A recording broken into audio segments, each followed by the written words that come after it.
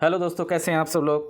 तो आज हम लोग कुछ पॉलिटी के क्वेश्चन ले रहे हैं। ये स्टेटमेंट बेस्ड है, यानी ऐसे क्वेश्चन जो नॉर्मली आप देखेंगे यूपीएससी में आता है, लेकिन अब हाल के दिनों में आप देखेंगे जिस तरीके से बीपीएससी का स्टार्ट किया है, तो इसको देखते हुए स्टेटमेंट बेस्ड भी क्वेश्चन बहुत ज़रूरी हो जाता है, क्योंकि लेवल ऑफ उसका जो बहुत बढ़ चुका है लेवल। तो आप देखेंगे इस टाइप के क्वेश्चन आपको एग्ज़ाम में मिलेगा। तो आप देखेंगे इससे हम लोग जो टेस्ट सीरीज़ कर रहे हैं, ये आप क्वेश्चन देखिए कि भारत के संदर्भ में निम्नलिखित कथनों पर विचार कीजिए। यानी स्टेटमेंट, दो स्टेटमेंट दिया हुआ है। पहला है कि मौलिक अधिकार लोगों की राज्य की सत्ता के साथ साथ बहुमत की निरंकुशता से भी रक्षा करता है। क्या, कौन रक्षा करता है? तो मौलिक अधिकार। तो पहला क्या है स्टेटमेंट, बिल्कुल सही है। दूसरा है कि धर्म को राज्य से अलग रखने की अवधारणा को धर्मनिरपेक्षता कहा जाता है। तो ये भी आप देखेंगे तो दोनों स्टेटमेंट सही है। ये भी धर्म और राज से क्या करता है, बिल्कुल अलग होता है, इसी को धर्मनिरपेक्षता होता है। तो ये दोनों स्टेटमेंट क्या हो जाएंगे, बिल्कुल सही हो जाएंगे। नेक्स्ट क्वेश्चन जो हम लोग आगे देखते हैं, अगला जो क्वेश्चन है, अगला क्वेश्चन है कि राज्यसभा के बारे में निम्नलिखित कथनों पर विचार कीजिए। बताइए कौन सा स्टेटमेंट असत्य है। देखिए यहाँ क्वेश्चन लिखा हुआ है, कौन सा गलत बताना है, सही नहीं गलत बताना है। तो राज्यसभा के मुख्य रूप से राज्यों के प्रतिनिधित्व के रूप में काम करता है। क्या ये बात सही है? पहला। दूसरा है कि विधि निर्माण संबंधी प्रस्तावों को पहले लोकसभा में पेश किया जाता है, तत्पश्चात राज्यसभा में पेश किया जाता है। तो आप देखेंगे पहला स्टेटमेंट तो बिल्कुल सही है। दूसरा देखते हैं आगे, तीसरा देखते हैं, राज्यसभा लोकसभा द्वारा पारित कानूनों की समीक्षा करती है, वह ज़रूरत पड़ने पर संशोधन भी कर सकती है। ठीक है, तो ये भी बिल्कुल स्टेटमेंट सही है। और राज्य करे कि राज्यसभा के सदस्यों का चुनाव विभिन्न राज्यों की विधानसभाओं में के निर्वाचित सदस्य करते हैं। ये भी बिल्कुल बात सही है, क्योंकि राज्यसभा में जितने मेंबर आते हैं वो क्या होता है कि विधानसभा के जो स्टेट से जो चुने जाते हैं वहाँ से वही लोग आकर के यहाँ पे राज्यसभा का मेंबर बनता है। तो ये चौथा भी सही है। तो इसमें गलत पूछ रहा है कि कौन सा होगा, तो आप देखेंगे दूसरा में दिया हुआ है विधि निर्माण संबंधी पहले करें कि लोकसभा में पेश किया जाता है। जरूरी नहीं है, पहले आप राज्यसभा में भी कर सकते हैं या लोकसभा में कर सकते हैं, लेकिन यहाँ कंपलसरी लगा दिया कि पहले लोकसभा में पेश किया जाता है, इसलिए ये गलत हो जाएगा, क्योंकि राज्यसभा से भी किया जा सकता है। तो दूसरा ये है। जो आगे हम लोग क्वेश्चन बढ़ते हैं, आप देखेंगे 33 क्वेश्चन है कि न्यायपालिका के संदर्भ में निम्नलिखित कथनों पर विचार कीजिए। न्यायपालिका, जुडिशरी के बारे में बताना है कि क्या है। बताइए, शक्तियों के पृथक्करण के चलते विधायिका और कार्यपालिका जैसी सरकार की अन्य शाखाएं न्यायपालिका के काम में दखल नहीं दे सकते। पहला हो गया स्टेटमेंट। और इसमें पूछ रहा है कि कौन सा सत्य है, सत्य बताना है, गलत नहीं सही बताना है। दूसरा है कि शक्तियों के पृथक्करण के कारण न्यायाधीश कार्यपालिका विधायिका द्वारा शक्तियों के दुरुपयोग को रोक नहीं सकता। ये अपने आप में ही देख रहे हैं। तो दूसरा क्या होगा स्टेटमेंट, बिल्कुल गलत हो जाएगा। पहला एकदम बिल्कुल सही है, यानी इसमें कौन सा होगा, ए सही होगा, दूसरा गलत हो जाएगा। ठीक है, तो आगे हम लोग बढ़ते हैं क्वेश्चन के ऊपर।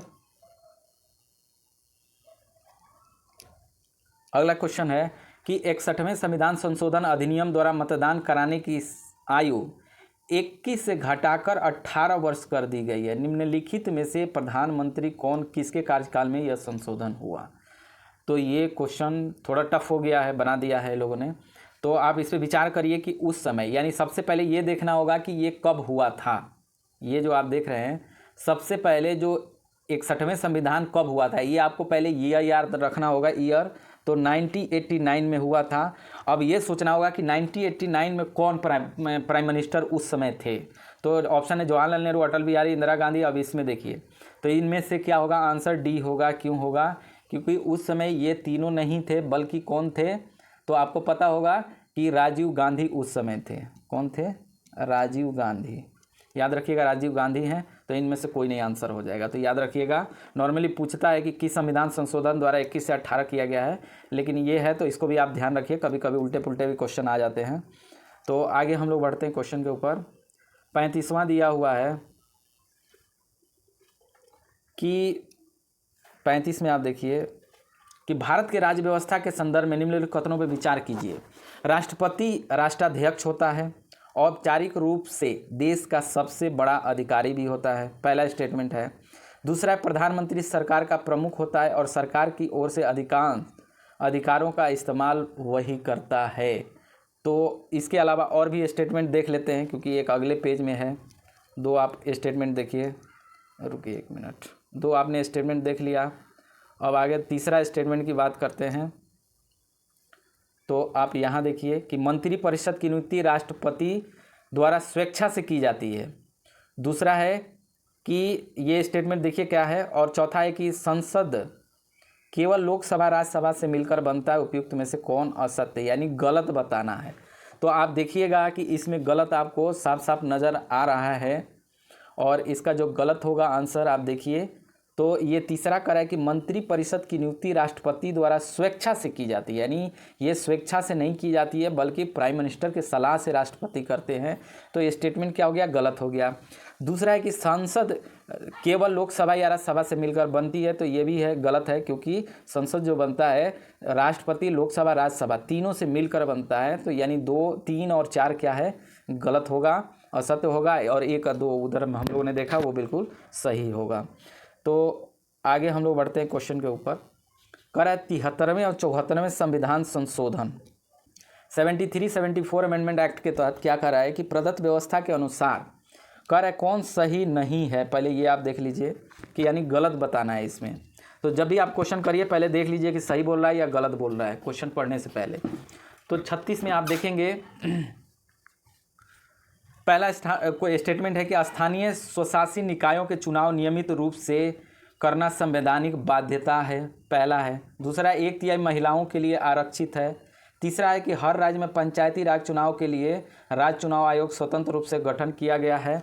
और चौथा है कि स्थानीय स्वशासी निकायों की सत्ता में भागीदारी हर राज्य में एक समान है। अब देखिए यह बोल रहा है कि एक समान है, तो आप इसका आंसर जो देखिए ढूंढिए, बताइए फटाफट। तो आप देखिए इसका आंसर होगा डी होगा। डी मतलब ये चौथा, इसमें से आप देखेंगे ये चौथा गलत है, बाकी सब सही है। तो इसमें ऑप्शन में ही नहीं है, तो इसलिए ये क्या होगा, ये स्टेटमेंट ये लोग गलत दिया हुआ है, क्योंकि 1, 2, 3 सही है और ये गलत पूछ रहा था, केवल 4 ऑप्शन है नहीं।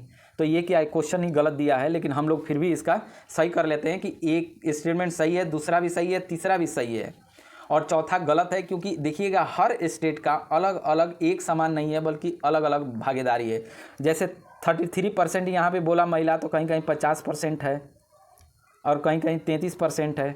तो इसमें क्या है कि वेरिएशन है, जबकि यहाँ पे बोल रहा है कि हर राज्य में एक समान नहीं है, कहीं कहीं अलग अलग है। तो ये चौथा गलत है, बाकी तीनों स्टेटमेंट सही है। कुछ कुछ क्वेश्चन भी गलत दे देता है ये लोग। आगे बढ़ते हैं हम लोग। क्वेश्चन, लोकतांत्रिक व्यवस्था के विषय में निम्नलिखित में से कौन सा कथन सत्य है, सही है, बताइए कौन सा है। तो इसमें कमजोर वर्ग के लिए सभी भेदभाव को समाप्त कर दिया गया है, कमजोर भेदभाव के लिए। दूसरा है कि इनमें लोगों के बीच आर्थिक असमानता को समाप्त कर दिया है। और तीसरा, इनमें राजनीतिक गैर बराबरी के विचार को समाप्त कर दिया। उपयुक्त में से कौन सा सही होगा, बताइए। तो इसका जो आंसर होगा 37 में आप देखेंगे, इसमें ये जो है बिल्कुल सही है, आंसर इसका सी होगा, बिल्कुल सही है। बाकी 2 स्टेटमेंट गलत है। इसमें राजनीतिक गैर राजनीतिक विचार को समाप्त किया गया, ये गलत बात है, बाकी सब सही है। तो हम लोग आगे बढ़ते हैं। 38 क्वेश्चन में देखिए, विधायिका नीतिगत निर्णय लेती है, वह नियम कानून तय करती है, बिल्कुल, वहीं उसे लागू करने की जिम्मेदारी कार्यपालिका की होती है, पहला स्टेटमेंट है। दूसरा है कि सामान्य तौर पर संसद को विधायिका की संज्ञा दी जाती है, वहीं कार्यपालिका में राष्ट्रपति प्रधानमंत्री के साथ प्रशासनिक मशीनरी की भी हिस्सा होती है। तो इसमें कार्य कौन सी गलत है। तो 38 में आप देखेंगे क्या है, इसमें दोनों स्टेटमेंट सही है। तो इसमें आंसर क्या हो जाएगा, डी आंसर इसका हो जाएगा। आगे देखते हैं क्वेश्चन, लोकसभा के संदर्भ में निम्नलिखित कथनों पर कौन सा सत्य है बताना है, सही बताना है। तो आप देखेंगे इसमें कि लोकसभा के सदस्यों को प्रत्येक निर्वाचित पद्धति के माध्यम से चुना जाता है। दूसरा है, प्रत्येक निर्वाचित क्षेत्र सार्वभौमिक टास्क मताधिकार के द्वारा प्रतिनिधित्व को चुना जाता है। प्रत्येक शक्ति के मत एवं शक्तियों के मूल्य से भिन्न है। देखिए प्रत्येक शक्ति बोल रहा है कि मत एवं अन्य शक्तियों से भिन्न है। लोकसभा के सदस्यों का 5 साल चुना जाता है। तो कह रहा है इनमें से कौन सा सही बताना है। तो आप देखेंगे इसमें कि ये जो स्टेटमेंट सही है, दूसरा भी स्टेटमेंट क्या होगा, कौन सा सत्य पूछ रहा है ना। तो पहला 1, 2, और ये वाला सही है, यानी ए आंसर इसका हो जाएगा। आप देखेंगे इसको, क्यों? क्योंकि यहाँ पे देखिए कह रहा है तीसरा में प्रत्येक शक्ति के मध्य अन्य शक्तियों के मूल्य से भिन्न होता है, जबकि ये क्या है कि सबका मूल्य बराबर होता है, न कि अलग अलग शक्तियों के रूप में अलग अलग उसका होता है। तो ये तीसरा स्टेटमेंट क्या है, बिल्कुल गलत है। बाकी सारे स्टेटमेंट सही हैं। सार्वभौम अधिकार आपको पता होगा कि 18 साल से कोई भी ऊपर हो तो उसको इलेक्शन वोट देने का अधिकार होता है, और ऐसा नहीं है कि किसी बड़े और छोटे के लिए अलग अलग उसका रूल्स होते हैं। तो ये रहा, हम लोग अगले पेज की तरफ आते हैं और इसमें देखते हैं क्वेश्चन अगला, कि आप देखिए क्वेश्चन है 40 नंबर पे, कि करेक्ट पहला स्टेटमेंट है, इसमें सत्य कथन बताना है। तो भारत के अनेक प्रदेशों की आदिवासी जनसंख्या वाले क्षेत्रों को 73वें संविधान संशोधन से दूर किया गया था। दूसरा है, ऐसा क्षेत्र जो स्वशासन के मूल अधिकारों को बचाता है, संशासी स्वशासन के मूल अधिकार आधुनिक पंचायती व्यवस्था को प्रावधान के दायरे में लाने के लिए 1996 में कराए एक अलग अधिनियम बनाया गया था। आपको पता होगा इसके लिए अलग से बनाया गया था। तीसरा है कि ऐसे इलाकों को ग्राम सभा को अपेक्षाकृत ज़्यादा अधिकार दिए जाते हैं। तो इसका आंसर क्या होगा? इसका आंसर हो जाएगा डी हो जाएगा। यानी आप देखेंगे ए, बी और सी तीनों सही है, क्योंकि 1996 में अलग से ये लोगों के लिए, मतलब कि आदिवासी जनसंख्या के लिए अलग से कानून का प्रोविज़न है। 73 में भी ये भी है। तीनों के तीनों स्टेटमेंट सही हैं। तो आगे बढ़ते हैं हम लोग। अगला क्वेश्चन है, आप देखिए इसमें कि राज्यसभा के सदस्यों का चुनाव होता है, कहाँ से होता है भाई? सीधे जनता द्वारा, उस राज्य के लोकसभा सदस्य द्वारा, लोकसभा राज्यसभा के निर्वाचित सदस्य द्वारा, या उपयुक्त में से कोई नहीं। तो इसका आंसर क्या हो जाएगा?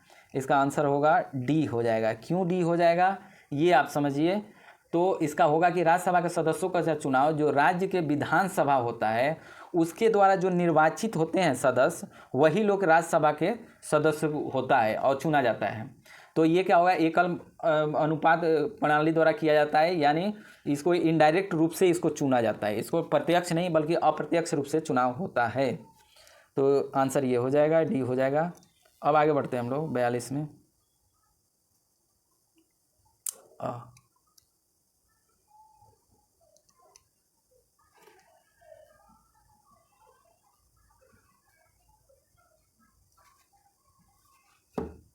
कहाँ गायब हो गए?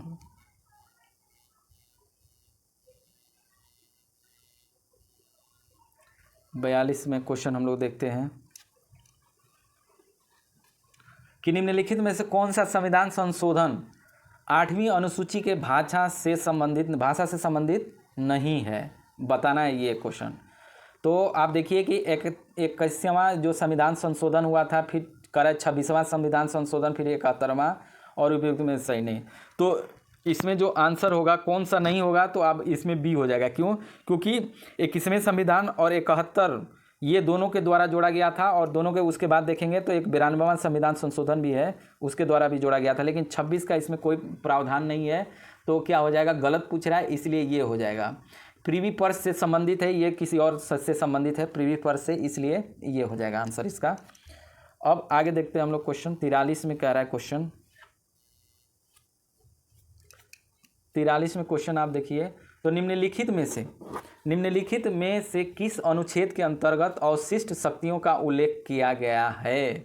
43 में तो आप देखेंगे अनुच्छेद 48, 45, आर्टिकल 45, 47, 50 इसमें, तो इसका आंसर होगा डी हो जाएगा। क्यों हो जाएगा? क्योंकि 248 आर्टिकल में इसका दिया हुआ है।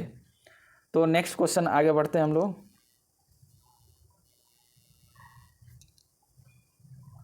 अगला जो क्वेश्चन है, निम्नलिखित समितियां आयोग में कौन से केंद्र राज्य संबंध से संबंधित नहीं है? नहीं पूछ रहा है, नहीं है पूछ रहा है। तो आप देखेंगे कि राजमन्नार है, सरकारिया भी है, और दिनेश गोस्वामी आप देखेंगे ये इससे नहीं है। दिनेश गोस्वामी केंद्र राज्य संबंध से न होकर के बल्कि आप देखेंगे चुनाव सुधार से हैं, यानी चुनाव सुधार से हैं संबंधित। तो आंसर क्या हो जाएगा? सी हो जाएगा इसका। बाकी ये दोनों सही है। ठीक है, तो आगे बढ़ते हैं हम लोग 45 में लेते हैं क्वेश्चन को।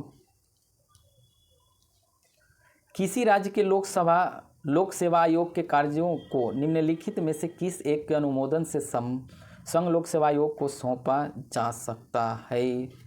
तो इसका ऑप्शन है संबंधित राज्य के राज्यपाल, मुख्यमंत्री, प्रधानमंत्री। तो आंसर कौन सा होगा? तो आप देखेंगे इसका आंसर हो जाएगा डी हो जाएगा, क्योंकि यहाँ आंसर होगा राष्ट्रपति। ठीक है, अब अगला क्वेश्चन देखते हैं। आर्थिक क्रियाकलापों के अंतर्गत द्वितीयक पूछ रहा है, क्षेत्र सम्मिलित है, यानी आप प्राइमरी, सेकेंडरी और टर्शियरी 3 है। तो पशुपालन प्राइमरी हो जाएगा, उत्खनन भी, तो और वानिकी ये सब हो जाएगा प्राइमरी में। सेकेंडरी पूछ रहा है तो इसका आंसर हो जाएगा डी हो जाएगा। क्यों? क्योंकि इंफ्रास्ट्रक्चर से, मैन्युफैक्चरिंग से आप देखेंगे, मैन्युफैक्चरिंग से जुड़ा हुआ है द्वितीयक, तो इंडस्ट्री से भी जुड़ा हुआ है, तो ये इसमें है नहीं ऑप्शन, इसलिए 46 हो जाएगा। आगे बढ़ते हैं हम लोग। 47 देखिए, निम्नलिखित में से किसके द्वारा भारत में निर्धनता रेखा का आकलन किया गया है? यानी गरीबी रेखा की बात कौन करता है, किसके द्वारा किया गया है? तो इसका आंसर हो जाएगा, आपको पता होगा, कॉमन चीज़ है ये, NSSO के द्वारा ये किया जाता है। आगे क्वेश्चन देखते हैं हम लोग।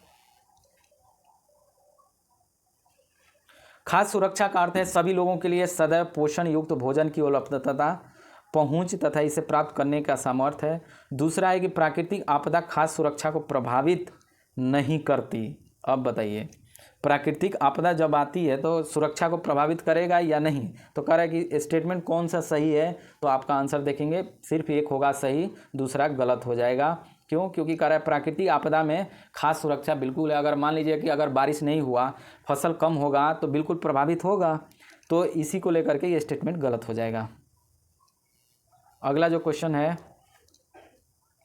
अगला क्वेश्चन देखिए, निम्नलिखित में से किन लोगों के द्वारा दिए गए कर्ज को अनौपचारिक क्षेत्रक ऋण के अंतर्गत शामिल किया जाता है? तो आप देखेंगे मित्र के द्वारा, व्यापारी के द्वारा, साहूकार के द्वारा, रिश्तेदार के द्वारा। तो ये आप देखेंगे लगभग सबके द्वारा, इसके लिए आंसर हो जाएगा डी हो जाएगा इसका। 50 क्वेश्चन देखते हैं हम लोग।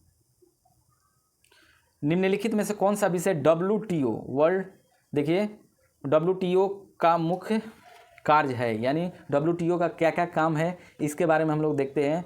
तो कह रहा है कि विभिन्न देशों के बीच सीमा विवादों का निपटारा करना पहला है। दूसरा है कि विकासशील तथा गरीबी देशों के बीच विकास कार्यों के लिए आर्थिक सहायता देना है। और तीसरा अंतर्राष्ट्रीय व्यापार को उदार बनाना। ये पूछ रहा है कि मुख्य कार्य क्या है, मुख्य बताना है। तो इनमें से मुख्य कार्य क्या होगा? तो आंसर हो जाएगा सी हो जाएगा, क्योंकि व्यापार से रिलेटेड ज़्यादा काम करता है और इसको उदार बनाने के लिए ये काम करता है। आप देखिए 51 में क्वेश्चन है, निम्नलिखित में से कौन सी पंचवर्षीय योजना महालनोबिस मॉडल पर आधारित है? तो आप देखिएगा 12वीं, 5वीं, 7वीं, ये तो पहले ही स्टेटमेंट गलत दिया, इसका हो जाएगा डी होगा। क्यों डी होगा? क्योंकि आप देखेंगे द्वितीय जो हुआ था पंचवर्षीय योजना, उसके दौरान ये किया गया था महालनोबिस मॉडल, तो ये गलत हो जाएगा, आंसर डी हो जाएगा। दूसरे में है, याद रखिएगा। फिर हम लोग आगे क्वेश्चन देखते हैं, 52 क्वेश्चन देखते हैं। भारत को 1991 में करा ऐसे आर्थिक संकट का सामना करना पड़ा, निम्नलिखित में से कौन सा उस संकट का प्रमुख कारण है? प्रमुख कारण यानी बताना है, ठीक है। तो राजनीतिक अस्थिरता, बाहरी ऋण का उच्च स्तर, दूसरा है कि भारत की आयात प्रतिस्थापन नीति, कौन सा होगा? तो 91 में आप देखेंगे कि बहुत ख़राब स्थिति देश की हो गई थी, तो इसमें जो आंसर होगा वो होगा बी, यानी बाहरी ऋण बहुत ज़्यादा हमारा बढ़ गया था, इसीलिए आप देखेंगे सारा हमारा गोल्ड सब कुछ गिरवी रखना पड़ा था, उसके बदले पैसे मिला था, तो ये बहुत ख़राब, फॉरेक्स रिजर्व कम हो गया था हमारा, तो ये आंसर हो जाएगा बी। तो आज यहीं तक हम लोग रखते हैं, फिर अगले वीडियो में हम लोग आगे क्वेश्चन डिस्कस करेंगे लिए, तब के लिए थैंक यू फॉर वॉचिंग।